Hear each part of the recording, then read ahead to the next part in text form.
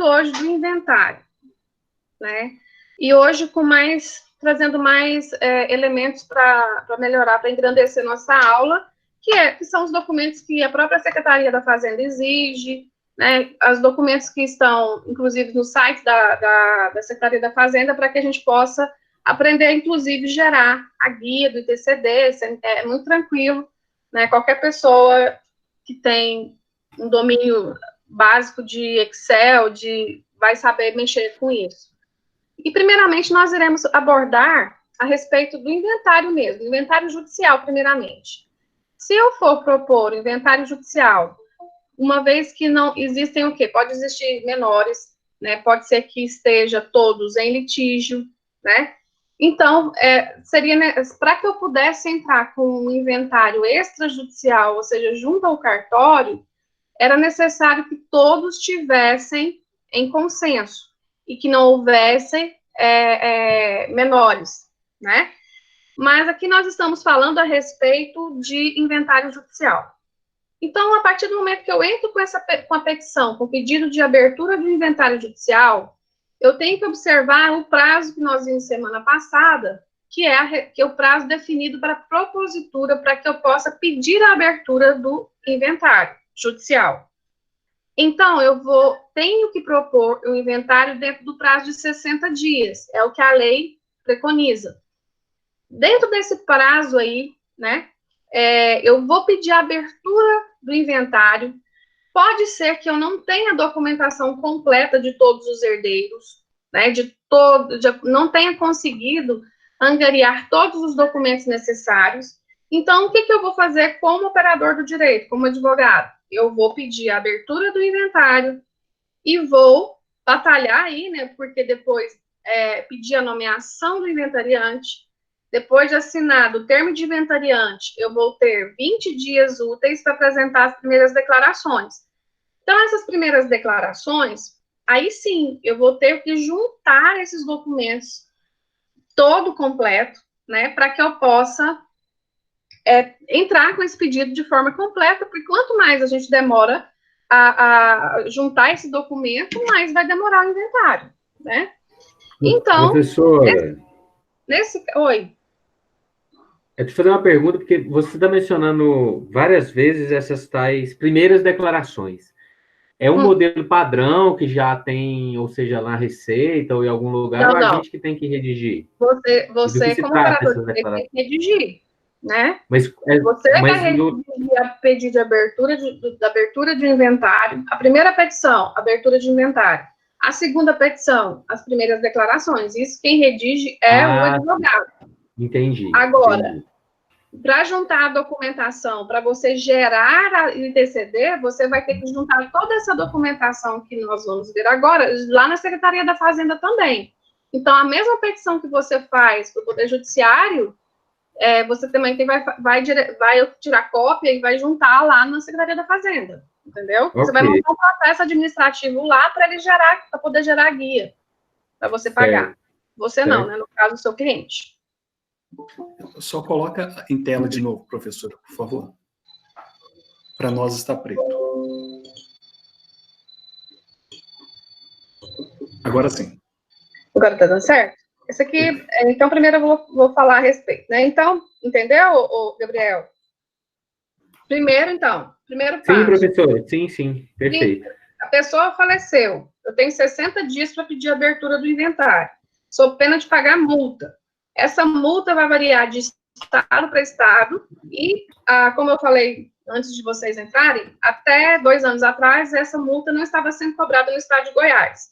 Porém, agora ela está sendo cobrada, então você tem que cientificar isso aos seus clientes. Então, você vai entrar com esse pedido de abertura de inventário, vai juntar a documentação que você tem, que você conseguiu. Obviamente, do falecido, você já deve ter em mãos a maioria da documentação. E você vai pedir abertura e vai pedir a nomeação do inventariante. Essa é a primeira petição que o advogado vai ter que fazer. Passado isso, assinado o termo de inventariante, o inventariante agora já tomando conta desse inventário, né? Inclusive, a petição, você vai colocar o nome do inventariante, né, representando aí o espólio deixado pelo falecido tal. você já vai entrar com as primeiras declarações. Já as primeiras declarações, ela tem que ser mais completa. Por quê? Porque ali vai ter que constar todos os dados, o momento do falecimento, se ele deixou viúvo ou viúva, qual o regime de bens, os herdeiros, os bens deixados pelo falecido, seja bens móveis ou imóveis, você vai ter que colocar. Se deixou conta em poupança ou conta corrente ou alguma aplicação, se deixou títulos, né? Isso aí entra como bem móvel. Então, eu tenho que juntar tudo. Então, eu vou ter que narrar nessas primeiras declarações e vou ter que apresentar uma proposta, né, um plano de partilha nessa petição. Como é que vai ficar? Como é que vai ficar a divisão? Eu tenho que fazer isso nas primeiras declarações e já juntando a documentação. Se caso eu não consiga juntar toda a documentação nesse momento de apresentar as primeiras declarações, eu posso, mesmo assim, apresentar as primeiras declarações e pedir uma dilação de prazo para o juiz para eu apresentar os demais documentos que eu não consegui, né? Isso pode acontecer? Pode, tá? Depois eu respondo as perguntas, senão eu perco o raciocínio. Posteriormente, apresentadas as primeiras declarações, vai abrir prazo para que haja o quê? Eu vou pedir nas primeiras declarações que sejam intimados todos os herdeiros, né? Citados, no caso. Perdão, citados para que eles possam apresentar impugnações ao que foi apresentado. Porque muitas vezes não vai ser o mesmo advogado, né, que vai representar todos os herdeiros. Então, pode ser que os herdeiros queiram nomear um outro advogado. Então, eles chegando ao processo, eles têm a possibilidade de apresentar o quê? Impugnação às primeiras declarações, né? Então, eu vou poder, como herdeiro, eu posso impugnar essas declarações, as primeiras declarações. Depois disso, né, eu tenho que juntar também, gente, todas as dívidas do falecido. Nessas primeiras declarações, eu já tenho que juntar toda a documentação, para saber realmente o que vai ficar essa proposta de partilha, como é que vai ficar essa partilha. Então, eu tenho que abater os débitos, já que eu conheço. Apesar que no momento adequado também vai ser possível a habilitação de credores, né? Mas mesmo assim, se eu já tiver conhecimento dessa dívida, então já tem que abater aqui. Já tem que abater para que eu possa já calcular no momento de eu fazer o quê? Essa proposta de partilha, né? Essa forma de partilha, eu tenho que apresentar nas primeiras declarações. Depois, os herdeiros poderão impugnar. Se todos estiverem em consenso, vai partir o quê? Para pagamento das dívidas, né? Pagamento das dívidas, e no caso, eu estou falando de dívidas o quê? Dos impostos, né? Melhor dizendo. Aí eu vou já preparar para enviar para que possa, na Secretaria da Fazenda, para montar o processinho administrativo para gerar a guia de TCD, né? Então, eu posso tirar cópia, hoje é fácil, né? Você vai imprimir as cópias que estão no seu processo, e você vai levar lá na Secretaria da Fazenda e vai pedir que eles, no prazo, né, montar esse processo administrativo para que haja o cálculo. Eles demoram? Demoram, porque são, aqui em Anápolis mesmo, parece que são só 2 avaliadores, salvo engano. Então, é muito pouco para uma comarca tão grande, né? Então, nesse caso, ele vai fazer, né, vai providenciar a avaliação, e muitas vezes a avaliação que você indicou, né, na petição inicial, não vai ser a mesma avaliação que eles vão encontrar. Então, nesse processo da Secretaria da Fazenda, vocês também vão poder impugnar o valor, impugnar a avaliação feita pelos avaliadores, né, de forma, porque quanto maior o bem, mais TCD vocês vão pagar, né? Então, aí fica caro. Então, às vezes eles avaliaram muito alto, e você sabe que lá não vale naquela localidade, então você vai apresentar o quê? Uma impugnação e vai juntar uma avaliação feita por, né, o inventariante vai ter que providenciar uma avaliação e juntar nesse processo administrativo. Findado esse processo administrativo, você vai pegar a guia, né? Você vai dar para o seu cliente, estamos aqui de presente para você pagar. Você vai ter que pagar a guia de TCD e juntar no processo de inventário judicial. Juntado esse processo, o juiz vai, né, ver se foram sanados todos, se está tudo certinho, e vai já providenciar o quê? Vai intimar para apresentar as últimas declarações. E praticamente, gente, são as primeiras declarações atualizadas, né? Fazer uma atualização das primeiras declarações, porque é muito semelhante à petição. Você vai ter que informar, porque se teve alguma alteração, né, se teve alguma habilitação de um credor. Então, nesse momento, você vai fechar, ou seja, vai para o partidor, né, apresentadas essas últimas declarações, vai para o partidor, não é toda comarca que tem partidor, e depois vai o quê? O juiz vai dar a sentença, e depois ele vai mandar expedir, a escrivania vai expedir os formais de partilha nos termos ali descritos na sentença, né? E é bom ficar esperto, porque o pessoal da escrivania erra muito na hora de fazer esses formais, porque se tiver algum errinho, se chegar lá no cartório, eles não vão registrar. Então, tem que ler bastante, pôr o seu cliente para ler, para ver se está tudo certinho. Né? Então, o que é importante? Quais os documentos que eu tenho que juntar para, primeiro, propor a ação? Eu tenho que juntar todos os documentos que eu tiver em mãos. Todos os documentos do falecido, RG, CPF, comprovante de endereço, imposto de renda, né? Isso aí do falecido. Se ele for casado, os mesmos documentos da sua esposa ou seu esposo, companheiro ou companheira. Tem que juntar RG, CPF, comprovante de endereço, certidão de casamento, certidão de óbito, no caso do falecido também tem que juntar, né? E eu tenho que juntar de todos os herdeiros. Se um dos herdeiros for falecido, eu vou ter que juntar também os documentos dos representantes, que ali haverá um direito de representação. Aí eu vou juntar todos os documentos também dos representantes. Vamos supor que Joaquim deixou 2 filhos, né? E José e Maria. José morreu, mas ele tem 2 filhos. Então, quem vai assumir o lugar de José vai ser os 2 filhos. Então, tem que juntar a documentação dele também. Com relação aos bens, o que eu tenho que juntar? Pagamento de IPTU, né, comprovante se for bem imóvel, pagamento de TR, né, comprovante de pagamento de TR se for bem rural, né, se estiver localizado na zona rural. Eu tenho que juntar também certidões negativas de débito do falecido na esfera estadual, municipal e federal. Eu tenho que juntar uma certidão do SENSEC, né, que é uma certidão de inexistência de testamento, né, que nós vimos também, eu falei isso na aula passada. Então, você vai gerar você vai fazer, online esse cartório, um cartório online vinculado ao Tribunal de Justiça. Então, você vai preencher os dados, tudo online, vai enviar e eles vão te mandar a certidão por e-mail. E vai ter que pagar uma taxinha ali de R$68. Então, você providenciando isso tudo.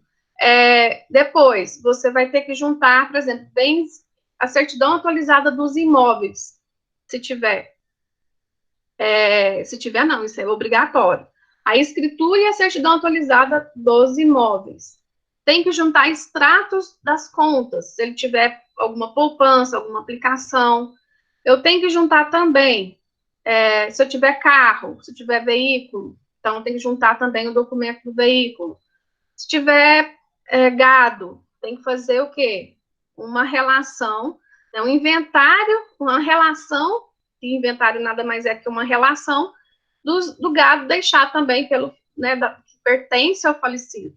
Às vezes, até se você tiver a vacinação, né, porque isso fica catalogado, isso já serve como prova do número de gado que a pessoa tenha. Então, eu estou falando, gente, estou falando do morto que deixou dinheiro, né? Você viu que eu já falei bastante a história para que vocês possam ter noção do que vocês têm que pedir para o seu cliente. Aí, posteriormente, Não, só isso agora. Aí você vai, se você quiser, né, já gerar concomitantemente, você entra com pedido de abertura do inventário, e concomitantemente você já entra também com pedido do ITCD, lá na Secretaria da Fazenda, você já acelera o processo. Entendeu? Se você tiver toda a documentação, você pode entrar concomitantemente. Tá falando que tá sem áudio? O pessoal tá me ouvindo?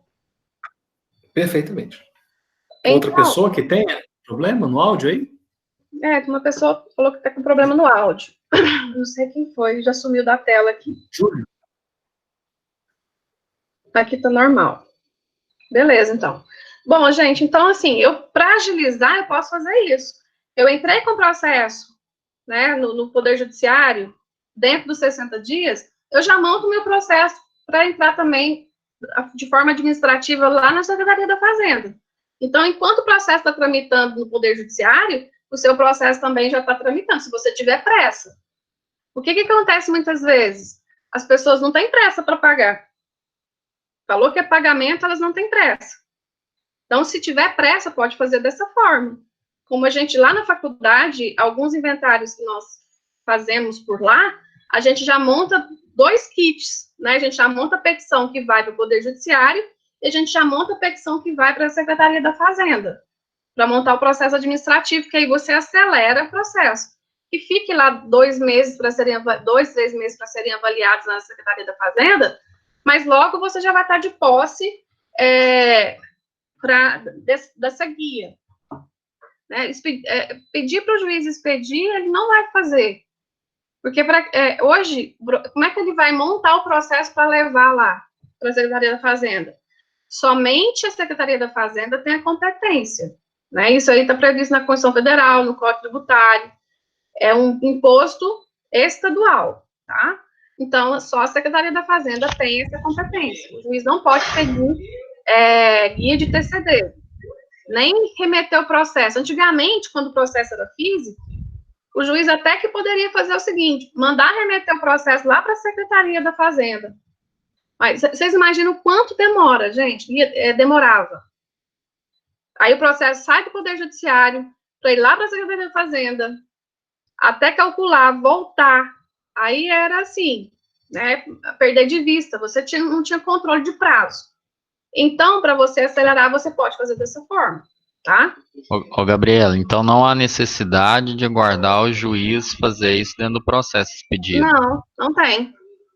Não precisa, você pode agilizar dessa forma. Monta um kitzinho, monta o kit do Poder Judiciário e monta já, porque as mesmas documentos, tudo o que é necessário para o Poder Judiciário, para a propositura do inventário, é necessário também lá para a Secretaria da Fazenda. Então, você pede para o seu cliente a duplicidade dos documentos, né, xerox, duas xerox de cada, e você já faz isso, você já monta o seu processo, já é destinado à Secretaria da Fazenda para gerar a guia de TCD. Isso é quando a pessoa quer celeridade.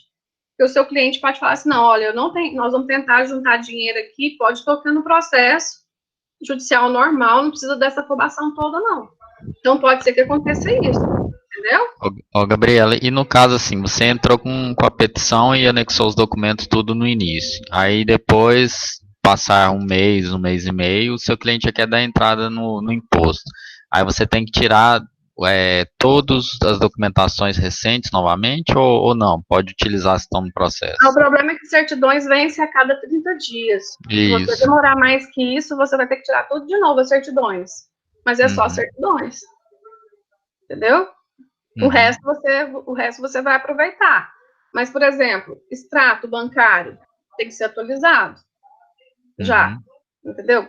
Então, aí você vai ter que sempre atualizar. Quanto o processo está tramitando, não. O juiz, ao final, quando está no Poder Judiciário, se ele achar conveniente, ele pode pedir para você juntar outra certidão, antes de apresentar as últimas declarações. Entendeu? Por quê? Porque vence, né? Então, ele pede no começo e no final, que aí já realmente mata se a pessoa tem alguma dívida com né, com o município, com o estado ou com a União. Entendi. Entendeu? Então, nesse caso, agora isso a gente está falando quando for o quê?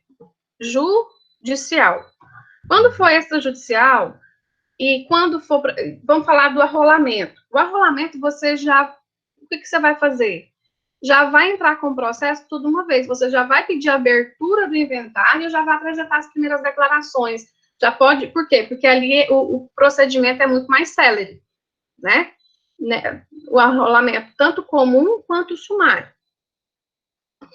Eu já posso pedir de uma vez, por quê? Porque em se tratando ele é bem mais célere, né? Eu posso propor tudo de uma vez. Tem advogado que, inclusive, faz isso de uma vez, já junta a primeira peça a primeira pedido de abertura, perdão, juntamente com as primeiras declarações, e já entra com uma peça só, quando ele está de posse de toda a documentação. Mas o certo, que a lei determina é isso, pedir abertura primeiramente, para depois apresentar as primeiras declarações. Isso é o trâmite correto, um processo de inventário onde há presença de menores, ou então há litígio, né?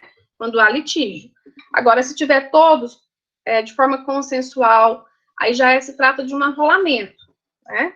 Então, já é diferente. Bom, quanto que vai pagar? Se for um inventário extrajudicial, o inventário extrajudicial, gente, é muito mais tranquilo. Por quê? Você vai cortar toda aquela volta de apresentação de pedido de abertura, primeiras declarações, você não vai fazer nada disso. A primeira coisa que você vai fazer é montar o processo na Secretaria da Fazenda. Mas, para isso, você tem que peticionar, você tem que ter uma petição endereçada, né, ao diretor da Secretaria da Fazenda, do setor de TCD, para que você possa gerar a guia de TCD. Depois que você tem a guia de TCD na mão, você entra com o processo no cartório. E são os mesmos documentos que se exigem no processo judicial.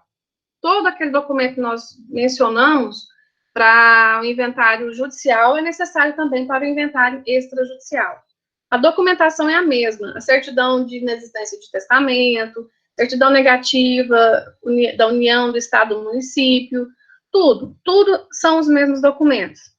Mas você já vai cortar caminho, você já vai gerar a guia de TCD, isso no processo extrajudicial, e já vai juntar junto com esses documentos. E, em regra, aqui os cartórios aqui de Anápolis não demoram para fazer as escrituras. No média aí de 15 dias, eu acho, já está pronta as escrituras. Aí o tabelião vai marcar um dia para que todos os herdeiros assinem, né?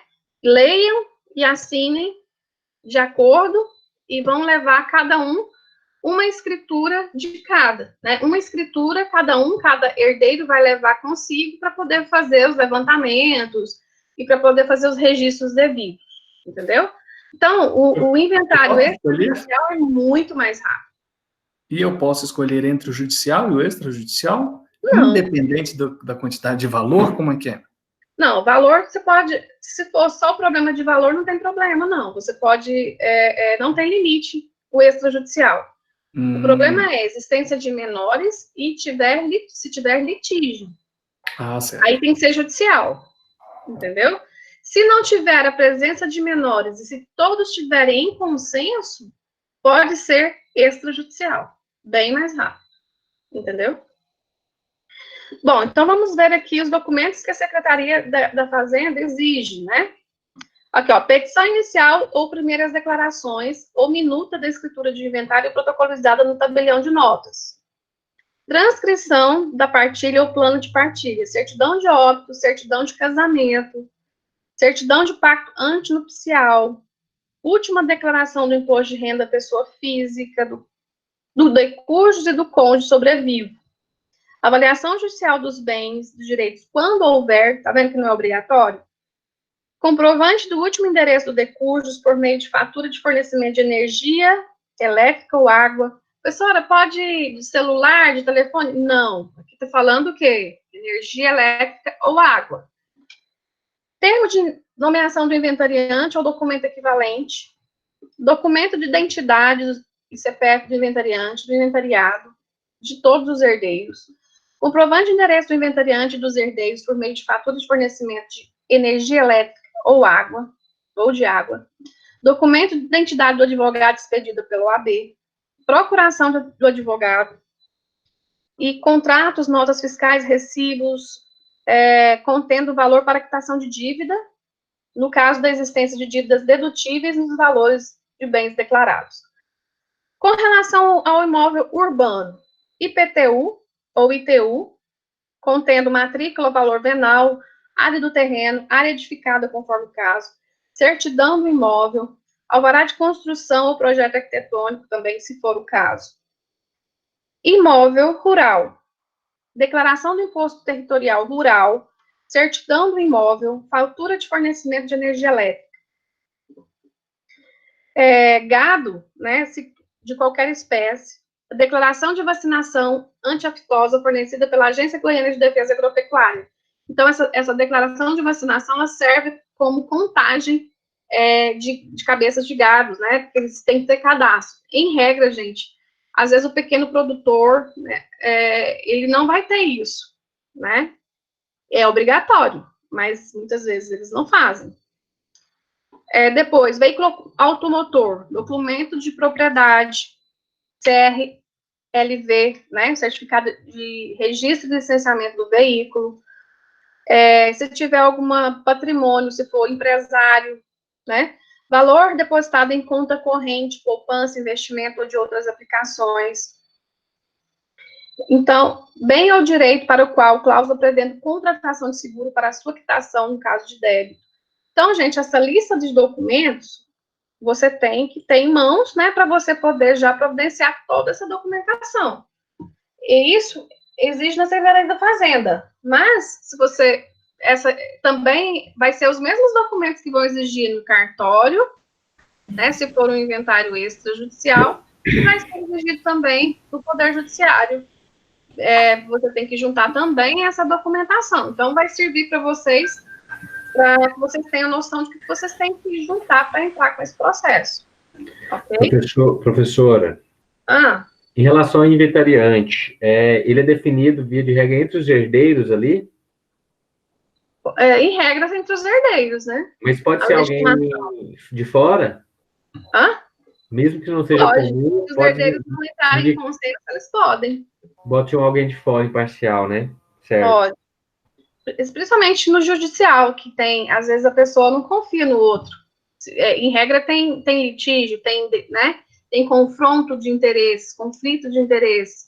Então, você pode ser nomeado uma outra pessoa alheia, né? Sim. Às vezes que nem é herdeiro, mas, em regra, é melhor que seja herdeiro, até porque uma pessoa que tem interesse, ela vai ser mais diligente, né? Mas se todo mundo brigar e não quiser que ninguém seja o inventariante, né? Porque se fosse eu, nem queria essa função, porque é uma função muito sobrecarregada e você tem que prestar contas posteriormente, né? Ao final do processo de inventário, o inventariante é obrigado a prestar contas, né? Então, ou a qualquer momento que o juiz solicitar. Então, é uma função ingrata. Eu não gostaria. Já vi muitos problemas em decorrência, né, de exercício da inventariança. É complicado. Bom, com relação à questão do inventário judicial e extrajudicial, gente, qual que é a diferença? Nossa, é o melhor dos mundos quando se trata de inventário extrajudicial. Por quê? Rapidez, celeridade, né? A questão da celeridade. Se você tiver toda a documentação em mãos, já tiver, né, a guia do ITCD em mãos, esse processo extrajudicial vai ser muito mais rápido, no máximo em 1 mês você já tem a escritura. Então, é outro ponto positivo. Terceiro, seus honorários vão vir mais rápidos. Outro ponto positivo. E, assim, E já no começo, quando houve a lei entrou em vigor, muitos bancos, eles, na hora que chegava com a escritura para levantamento de valores, eles falavam, não, mas aqui não tem uma ordem judicial. Até mesmo porque é questão de desconhecimento da lei, né? Porque se a lei autoriza fazer um inventário extrajudicial, o tabelião tem legitimidade para determinar isso em escritura. Então, às vezes, por mera formalidade, por excesso de zelo, eles faziam isso, mas aí, com o tempo, né, a lei, todos foram, em decorrência da recorrência da aceitação do inventário extrajudicial, eles tiveram que tomar conhecimento, e hoje é tranquilo, né, você faz levantamentos ali de valores, normalmente, sem ter nenhum problema. Bom, com relação ao inventário judicial, gente, o inventário judicial ele é muito cheio de fases processuais, vocês viram, né, como eu falei. Primeiro, pedido de abertura. Segundo, primeiras declarações. Terceiro, citação para chamar todos os herdeiros para apresentar impugnação. Depois vem pagamento das dívidas, do ITCD. Depois vem a apresentação das últimas declarações. Depois vem o juiz, vai para o partidor. Se tiver, aqui em Anápolis não tem figura de partidor. Depois vai para o juiz proferir a sentença. E depois vai para a expedição de formais de partilha. Olha a diferença das fases processuais do inventário judicial para o extrajudicial. Nem tem, né? Nem tem comparação. Mas, se não tiver jeito, tem que ser o judicial. Se tiver menores, se tiver briga, se tiver litígio, se não tiver consenso entre os herdeiros, é isso que tem que ser o judicial. Professora, então, para ficar clara essa questão dos tipos de inventário que a gente tem aí, a gente tem o extrajudicial, que a gente acabou de ver, e dentro do judicial é que se enquadra o arrolamento sumário comum? Isso. Eles são judiciais, né? Cada um tem suas características específicas. Não, mas ele também tem arrolamento também extrajudicial. Extrajudicial. Ah, sim, perfeito. Porque aí vai a questão do valor, né? Do valor do bem. Sim, é até 1.000 salários mínimos o sumário, né? Não, o comum, né? Que não excede. E o sumário, qual é alguma característica específica dele? Não há aqui inexistência de menor e lide? De menor e de litígio. Mas essas não são as mesmas do extrajudicial? As mesmas em regra, vai entrar no extrajudicial, né? O arrolamento sumário. Isso. Por quê? Porque a lei só impõe a questão de valores, né? Uhum. Vamos achar aqui no código, já fala a respeito do... Aqui, ó. É o 600... Deixa eu vou achar aqui o sumário. O arrolamento, né? O arrolamento ele tem o comum e o sumário. Exatamente. Olha aqui no código quais são que prevê.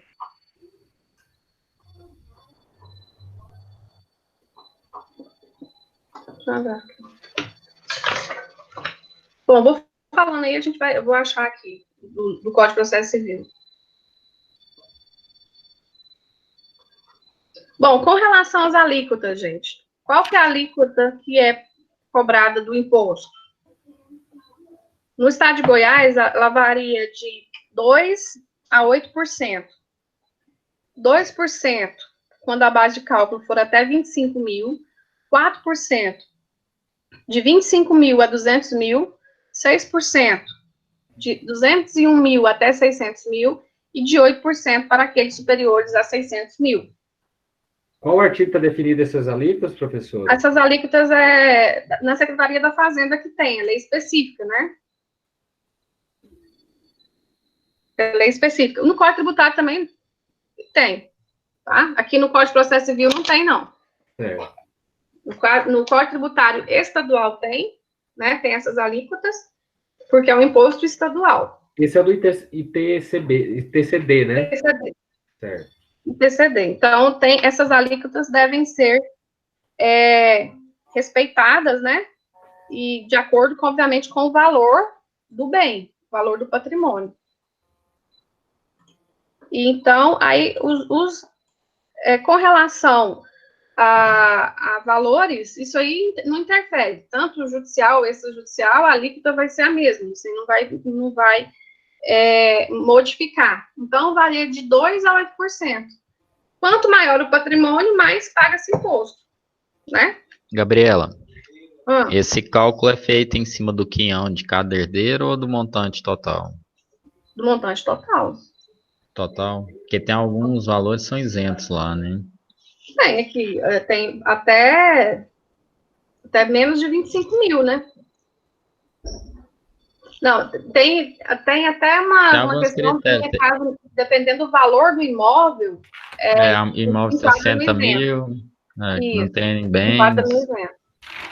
Então, eu tive, esses tempos atrás, eu tive um cliente que ela estava preocupada com relação a isso, e o imóvel dela foi avaliado, né, dentro da faixa ali de isento, ela ficou muito feliz. Porque você não sabe, né, se o seu cliente às vezes te pergunta, quanto eu vou pagar de TCD? Você não tem noção, porque quem vai fazer a avaliação é o pessoal da Secretaria da Fazenda. Então, pode ser que no valor venal do imóvel, lá no IPTU, tá falando que o imóvel vale 100 mil reais, mas ele vale 300, né? Então, aí por isso que lá também na Secretaria da Fazenda tem a possibilidade de haver a impugnação da avaliação, mesmo, né, lá na Secretaria da Fazenda. E isso, para você poder impugnar, você tem que ter uma avaliação em mãos. Você não vai falar que tá caro, o valor tá expressivo, mas não vai juntar uma contraprova. Então, você vai ter que juntar essa contraprova, tá? Com relação ao inventário, alguma dúvida, gente? Ficou alguma dúvida? Porque eu precisava tanto do quadro para rabiscar, sabe? Senhora, só mais uma para finalizar da minha parte. No inventário extrajudicial, após o cartório fazer todo o trâmite lá, o juiz vai para o juiz homologar ainda? Não. Não, resolve tudo extra mesmo. Resolve tudo extra. É uma benção. E se alguém questionar depois via judicial? Até quanto tempo ele está protegido aí para ele, tipo, transitar em julgado, vamos dizer assim, essa decisão do cartório? A qualquer momento pode procurar o Poder Judiciário para questionar a atuação, mas se tiver tudo dentro, eles estão dentro da lei. Ah, sim. Né? Só se surgir um herdeiro... Surgir um herdeiro, eu ia falar isso agora. Sim. Só surgir um herdeiro que não era conhecido. Aí sim, vai ter que ser o quê? Vai ter que ser judicial. Porque o herdeiro que assinou... professora, porque o herdeiro que assinou lá, depois ele achar que ele tomou prejuízo, ele não ter nada que fazer mais não, né? Não. Ah, sim.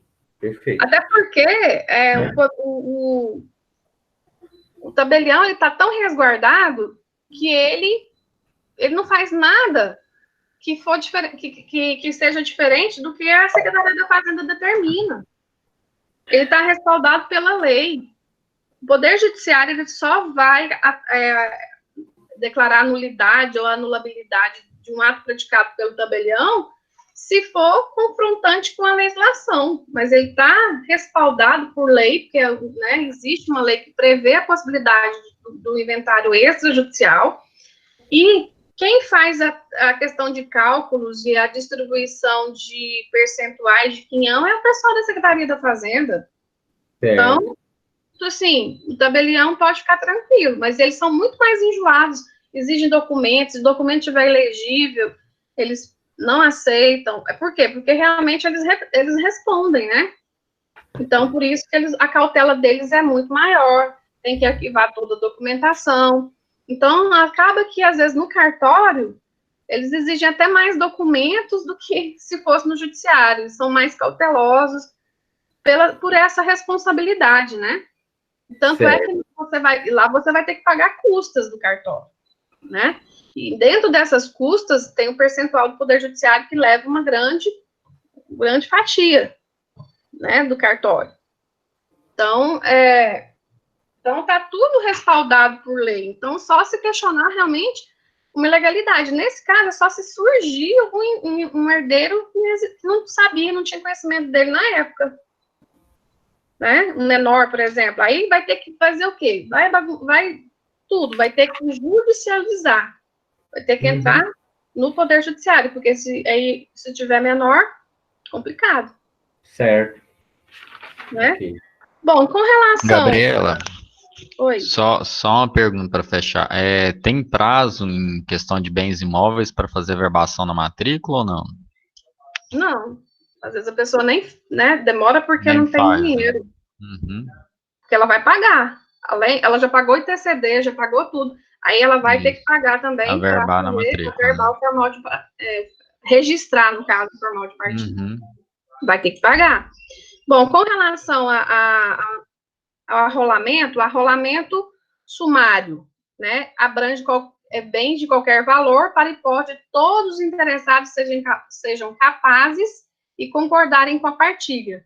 Então, acaba que o arrolamento sumário dificilmente vai ser proposto no Poder Judiciário, porque já tem os mesmos requisitos do inventário extrajudicial. E se fosse para eu escolher, de todo jeito, eu escolheria entrar no extrajudicialmente, né? E, no caso, o arrolamento comum para quando os bens do espólio for menor que, igual ou inferior a 1.000 salários mínimos, que hoje o salário mínimo está 1.048, né? É isso?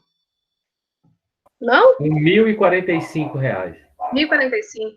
Então, R$1.045 vezes... Então, se o imóvel for desse valor, então entra no arrolamento comum, né? Até 1.000 salários mínimos. Bom, com relação ao arrolamento sumário, ele trata-se de uma forma simplificada de inventário e partilha e está previsto, né, no artigo 659 do CPC. Eu falei para vocês que eu ia achar o artigo aqui, né? E o arrolamento comum, no artigo 664 do Código de Processo Civil, né? Então, qual que é a diferença dessas espécies de arrolamento? Nesse caso aqui, como eu falei para vocês, dificilmente alguém que possa escolher o arrolamento comum vai preferir entrar no Poder Judiciário, porque aqui são as mesmas características da propositura do inventário extrajudicial, né? O arrolamento comum, então, vai ser indicado quando os valores do bem não exceder a 1.000 salários mínimos. O inventariante será nomeado e apresentará suas declarações com estimativa do valor dos bens, do espólio e do plano de partilha. Então, aqui eu tenho que fazer praticamente tudo de uma vez, né? Serão citados os herdeiros não representados, ou seja, se tiver um outro advogado, né, ou não foi constituído o mesmo advogado para representar todos. Se o valor atribuído aos bens for impugnado, far-se-á avaliação. Aí vai ter que, no caso, o espólio, né, vai ter que arcar com a avaliação. Ou então, quem impugnou, né, o herdeiro que impugnou vai ter que arcar com o valor. Se foi o espólio, esse dinheiro vai ter que sair do espólio. Né? Então, provada a quitação dos tributos, né, as suas rendas, o juiz julgará a partilha. Aí, após o julgamento, será recolhido o imposto, causa-mortes, expedido o competente formal e a carta de adjudicação. Quando se tratar adjudicação, né, de bem, quando se tratar o quê? De um único herdeiro, né, de um único herdeiro. Então, já vai haver a adjudicação do patrimônio deixado pelo falecido para... O que é a adjudicação, gente? É a entrega. Então, você vai entregar os bens deixados pelo falecido para um único herdeiro, mas de todo jeito tem que ter esse processo que nós acabamos de analisar e, posteriormente, vai ser determinado a entrega de todos os bens para o único herdeiro. Gabriela, em relação ao herdeiro único na adjudicação, ela também tanto faz for arrolamento comum, sumário, extrajudicial e judicial? Ou ela só... Para qualquer caso ela serve? Se for apenas um. Vai ter adjudicação, né? Ok. Se tiver só um filho, né? Um herdeiro, Vai fazer a adjudicação. Isso. Eu vou tentar abrir aqui, gente. Eu vou tentar abrir a guia para mostrar para vocês como, né, como que é feito, como que é preenchida, tá?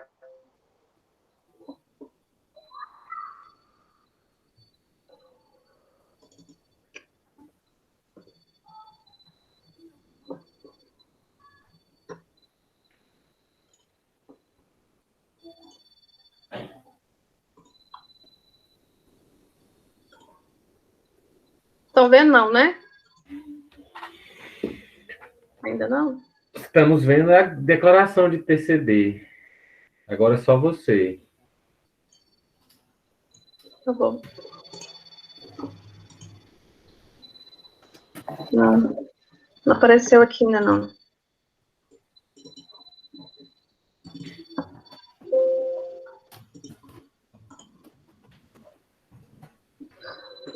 E agora? Tá aparecendo você. Não. Agora vai. Agora foi. Tá vendo? Foi. Então, gente, aqui, ó. Isso daqui é uma guia, é uma declaração do fato gerador do TCD. Então, quando vocês forem levar a documentação para a Secretaria da Fazenda, vocês devem entrar no site da Secretaria da Fazenda e preencher esses dados. Então, aqui você vai preencher o quê? O nome do falecido, o CPF, a data do óbito, o último endereço dele, dados do inventariante, dados do meieiro, dados do advogado, dados do inventário judicial, porque se já tiver um inventário judicial, então você vai ter que colocar o número do processo aqui. E vai colocar o nome dos herdeiros aqui, o CPF, qual o vínculo, se é irmão, se é sobrinho, então vai colocar aqui, né? E aqui, numa outra aba, na parte 2, vocês irão colocar o quê? A descrição dos bens, e a descrição e o valor. A descrição e o valor que você encontrar, né? Está escrito, por exemplo, pode estar escrito no ITC, no IPTU, né? Na declaração de IPTU, quanto que vale. Um carro, por exemplo, você vai ter que, pela média de tabela, né? Você vai utilizar uma média de tabela FIPE, né? Aqui vai ter que ser dessa forma. Então, isso também tem que estar junto com a documentação que você vai gerar e vai levar para a Secretaria da Fazenda. Né, eles vão colocar isso na capa do seu processo, essa guia aqui, tá? Esses dados aqui. Né, tem os dados cadastrais, que é essa primeira, e posteriormente os dados dos bens, que é essa segunda aqui. Deu para ver, né? Vocês querem que eu disponibilize para vocês também, ou vocês... Porque tem na Secretaria da Fazenda, só vocês entrarem lá e faz. Mas, se vocês quiserem, eu disponibilizo também para vocês aí no AVA. Eu sempre disponibilizo para vocês ir preenchendo, né? E fuçando, e preenchendo, e para que sejam, na hora de fazer de verdade, já está 100%. Já estão craques. Bom, com relação ao inventário, deixa eu ver o que eu tenho que falar mais, o que eu estou esquecendo aqui de falar, que é importante. Aqui, ó. O Gabriel que perguntou, né, quem que vai ser inventariante, quem que pode ser inventariante. O artigo 616 fala que, colocou um rol, né, sugestivo, que é o cônjuge ou companheiro, supérstite, o herdeiro, o legatário, o testamenteiro, o credor do herdeiro, o Ministério Público, havendo herdeiro de incapazes, havendo herdeiros incapazes, perdão, a Fazenda Pública, quando ela tiver interesse, havendo testamento, o testamenteiro. Professora, qual artigo? Me desculpe. 616. Obrigado. Né? Mas aqui, se tiver alguma coisa, nenhuma dessas pessoas puderem exercer, o juiz vai ter que nomear uma outra pessoa. Os herdeiros, eles vão poder impugnar, né, o inventário no prazo de 15 dias. Né? O que eles vão poder alegar? Né? Os herdeiros são chamados para o processo e vão poder impugnar, né? Eles vão poder arguir erros, omissões, se é uma alegação de bem, falar, não, deixou um bem de fora, aquele bem está de fora, aquele ali também pertence ao falecido.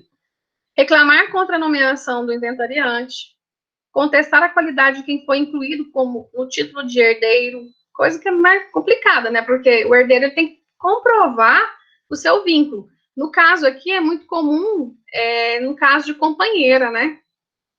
Se a companheira, se ela não tiver uma declaração, gente, ela não tem nem legitimidade para entrar com pedido de inventário. Né? O companheiro ou a companheira, concordam? Sim. Por isso que ela precisa entrar na justiça para pedir a declaração. Para depois, né? É complicado. Então, ela tem que ter a comprovação, ou ele tem que ter a comprovação, uma escritura de união estável, né? Bom, com relação à colação, né? O que é colação? Acho que eu falei isso semana passada também, mas vamos retomar aqui. Caso a pessoa queira doar um imóvel a um filho, né?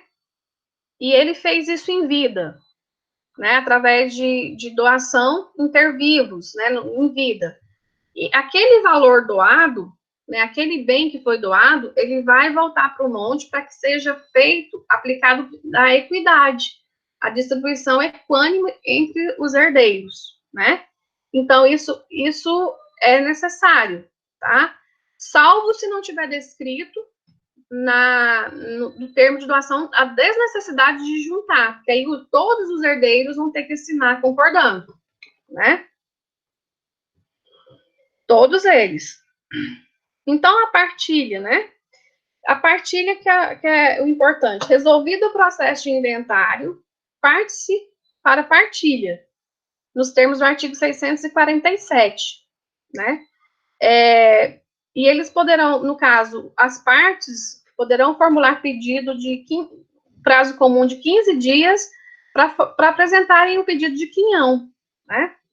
Qual percentual? Mas isso já é um trabalho que já vai ser feito pelo inventariante quando ele apresentar as últimas declarações. Ele tem que já apresentar já o valor de cada um, né? Nos termos dos artigos 253. Né? Inclusive, se tiver dinheiro, bens partilháveis, já dinheiro, ele tem que colocar o quê? O valor de cada quinhão, o valor do dinheiro que ficará para cada um. Quer ver? O artigo 653 fala o seguinte: a partilha constará o auto de orçamento que mencionará os nomes do autor da herança, do inventariante, do cônjuge, do companheiro supérstite, dos herdeiros, dos legatários, dos credores admitidos. O ativo e o passivo e o líquido partilhável com as necessidades e especificações. A folha de pagamento para cada parte, declarando a cota a pagar-lhe, a razão do pagamento e a relação dos bens que compõem o quinhão. Então, aqui, gente, tem que colocar o quê? O que está, dinheiro, se for dinheiro, tem que colocar o percentual. Esses dias eu fiz um processo, eu estava atuando no processo, ele está tramitando, lá em Goiânia. A juíza me pediu para fazer um relatório do processo. Olha o tanto que o juiz, por que ele pediu isso? Por que a juíza me pediu isso? Faz parte dos documentos, das peças processuais relacionadas ao inventário? Não. Mas porque era uma vara, que era a vara de família e sucessões, e essa vara foi dividida e criou uma nova vara só de sucessões. Então, foi para um outro juiz, um juiz que não sabia nada do processo. Então, ela pediu para a doutora, se a senhora puder fazer um relatório do processo para mim, eu agradeço, porque senão a gente vai ter que, né, pegar o processo, porque era um processo antigo, um processo que era físico, metade físico e metade eletrônico. Então, eu não vou falar, o que passou na minha cabeça, né? Assim, ela quer mastigado. O juiz quer mastigadinho. Então, ela pediu, eu atendi, né?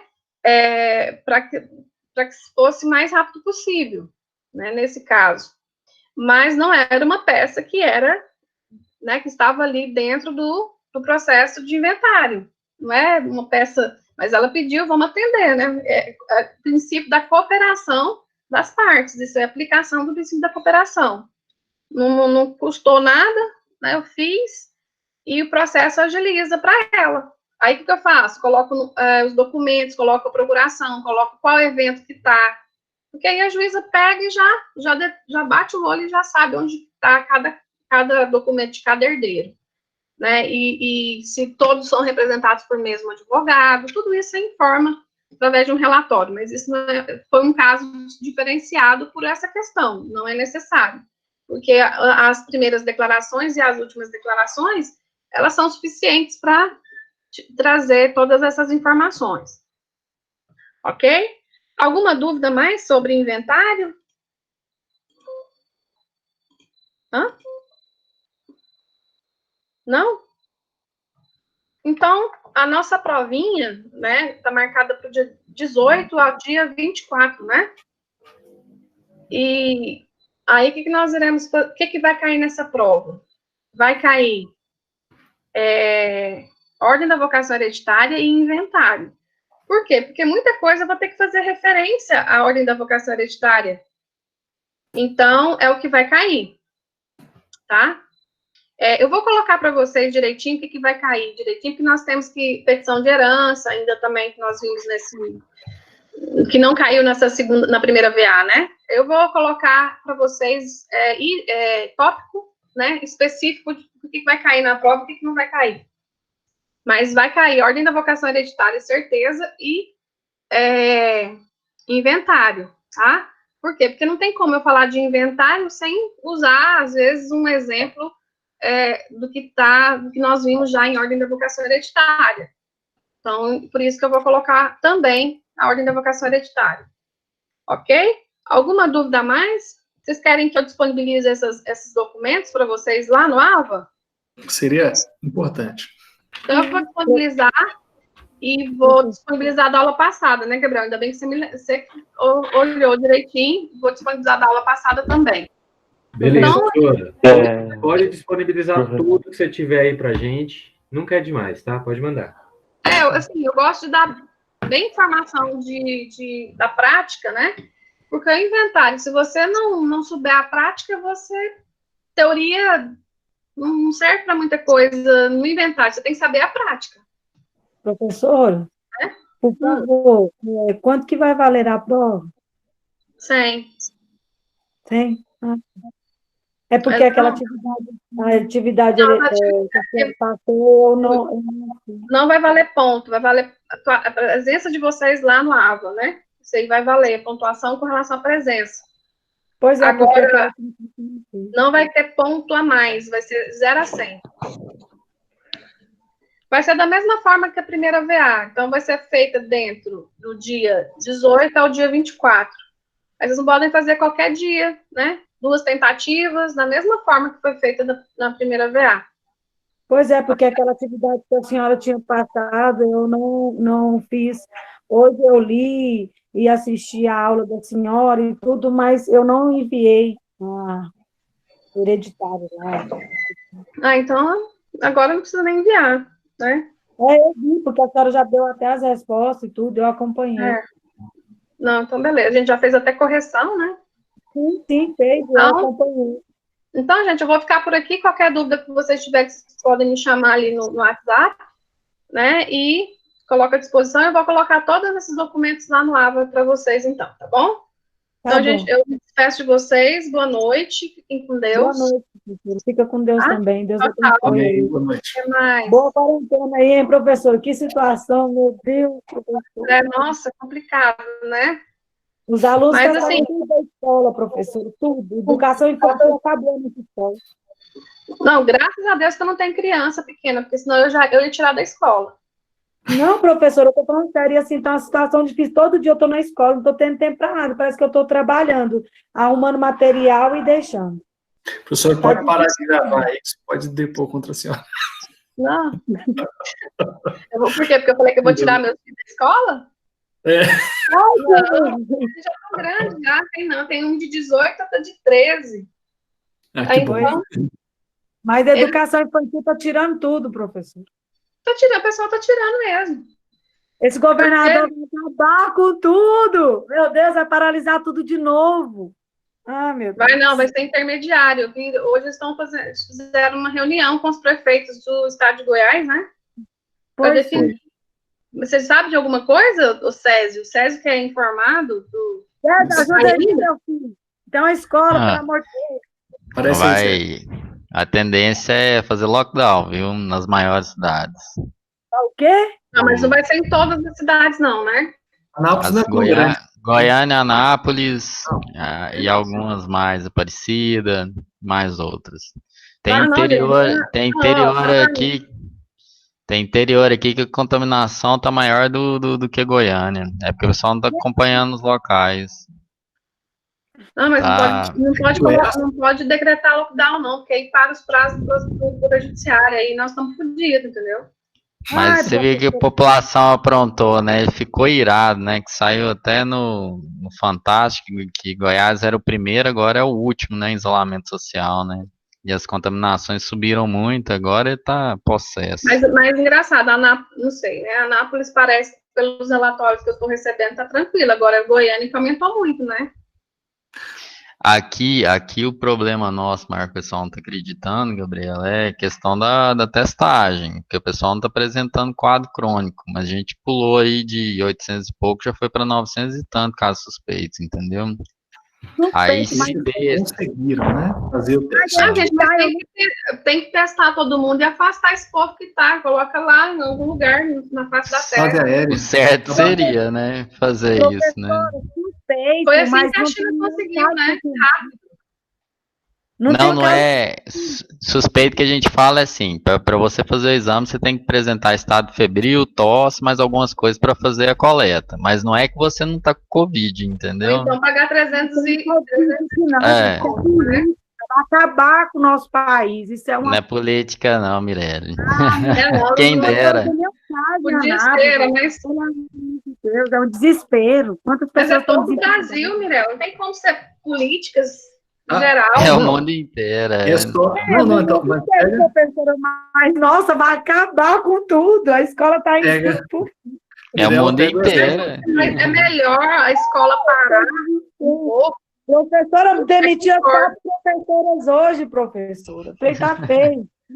Mas é melhor você ter vida para pegar outro emprego, procurar outro emprego.